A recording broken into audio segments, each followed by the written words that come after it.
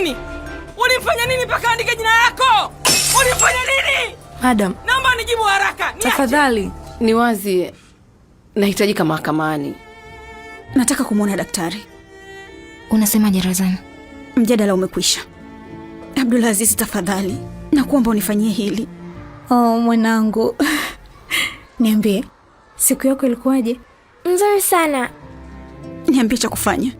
Kwa sasa nataka mtoto ila naogopa. Niambie cha kufanya. Halo.